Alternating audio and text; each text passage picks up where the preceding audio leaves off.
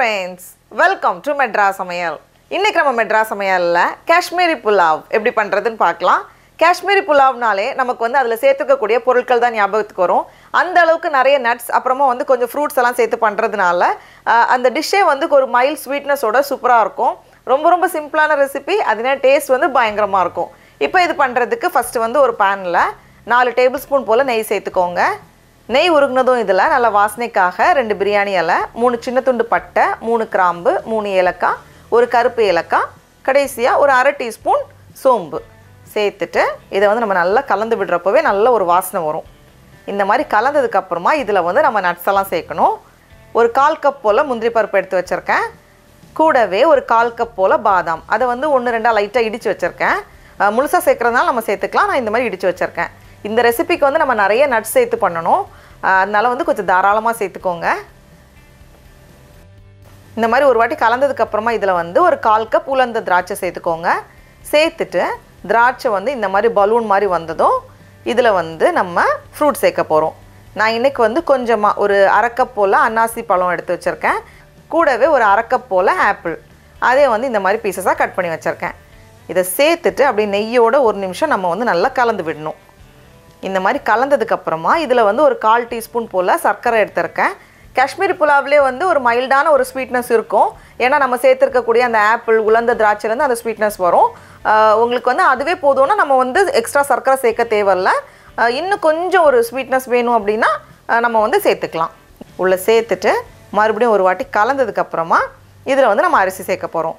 நான் இன்றைக்கி வந்து 1 கப் பாஸ்மதி அரிசி, இது வந்து 200 கிராம். இதை வந்து ஒரு 30 நிமிஷம் போல் தண்ணியில் ஊற வச்சுருந்தேன். இந்த மாதிரி அரிசியெல்லாம் உள்ளே சேர்த்துட்டு இதை வந்து மறுபடியும் ஒரு வாட்டி லைட்டாக நம்ம வந்து கலந்து விடணும். அப்படியே அந்த நெய் அந்த இதோட மிக்ஸ் பண்ணுற மாதிரி கலந்து விட்டுக்கோங்க. அதுக்கப்புறமா நல்ல ஒரு ஃப்ளேவர் கொடுக்கறதுக்காக நான் வந்து கொஞ்சம் குங்குமப்பூ எடுத்திருக்கேன்.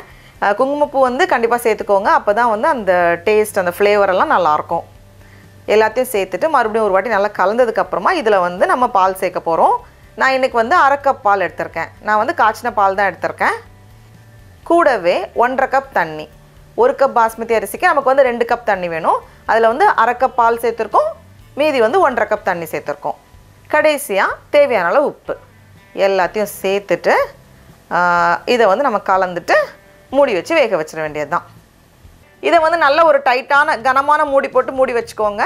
மிதமான தீயில கிட்டத்தட்ட ஒரு 12லேருந்து 13 நிமிஷம் போல் ஆகும்.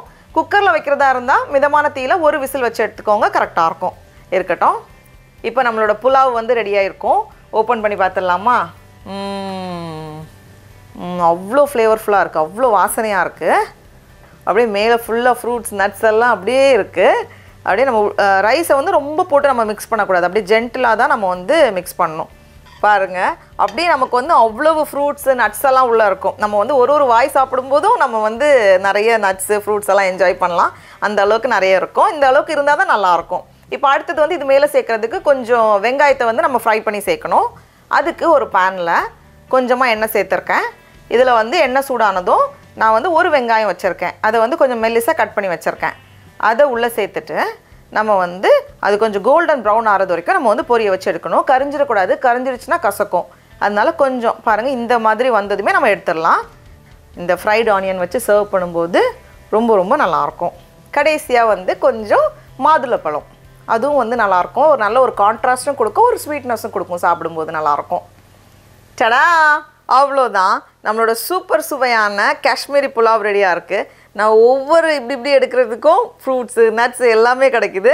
ரொம்ப நல்லாயிருக்கும். நல்ல ஒரு ரிச்சான ஒரு டேஸ்ட் இருக்கும். ரொம்ப நல்லாயிருக்கு. நீங்களும் கண்டிப்பாக இந்த ரெசிபியை வீட்டில் செஞ்சு பாருங்கள். உங்களுக்கு இந்த வீடியோ பிடிச்சிருந்துச்சுன்னா மெட்ராஸ் சமையலுக்கு சப்ஸ்கிரைப் பண்ணுங்கள். நாவின் சுவையரும்புகள் மலரட்டும்.